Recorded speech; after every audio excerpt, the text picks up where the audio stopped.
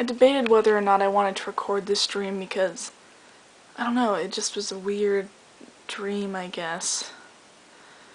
I don't even, yeah. Okay, so I had a dream that there was this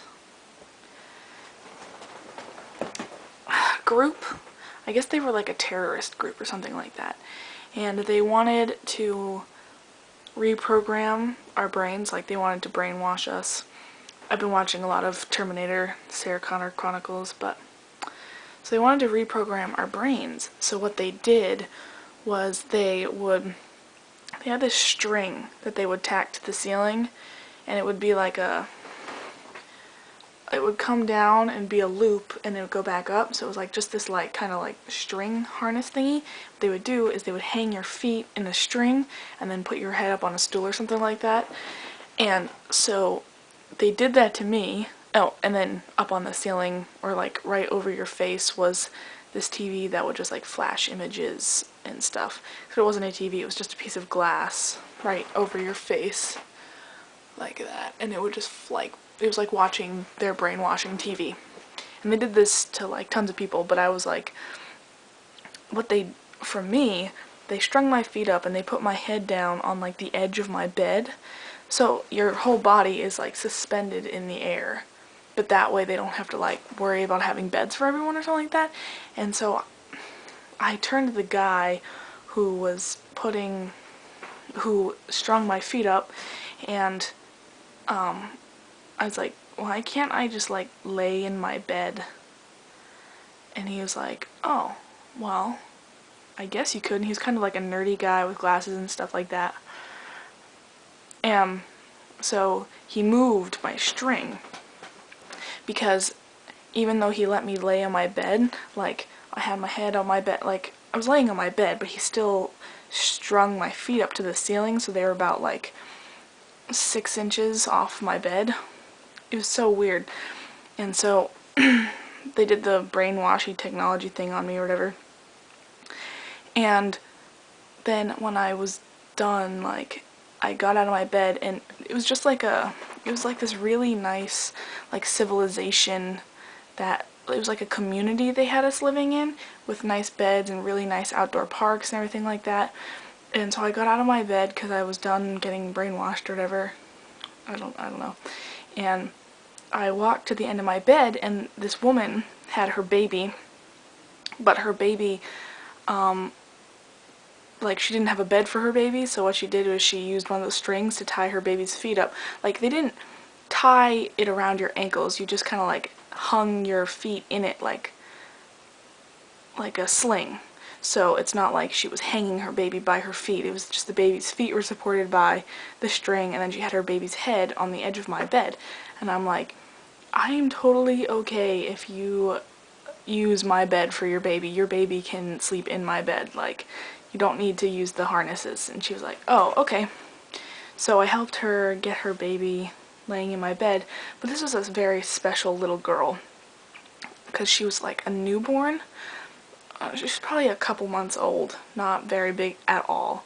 But she could talk and she could walk. So she was a very adult-like child, like she was very mature or whatever. And so she was sleeping in my bed, and then when she woke up, because for some reason the mom left me to babysit her, so when she woke up, me and this little girl, I grabbed her by the hand, we decided we were going to go walk out into the park, and because people were playing all sorts of games because nobody had to work.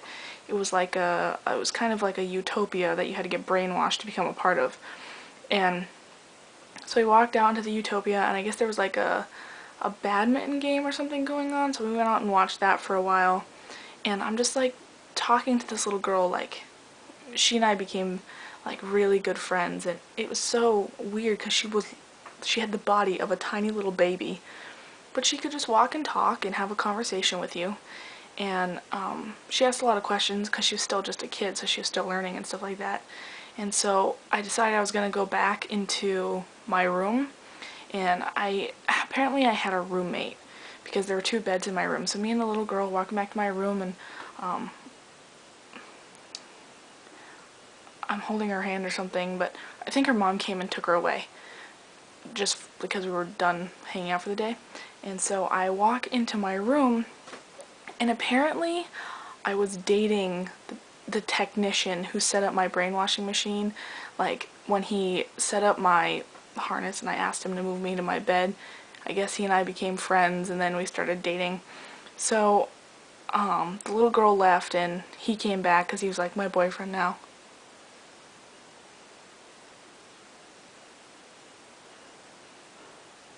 There's someone moving around downstairs. It's just kind of weird because it's like 4 in the morning.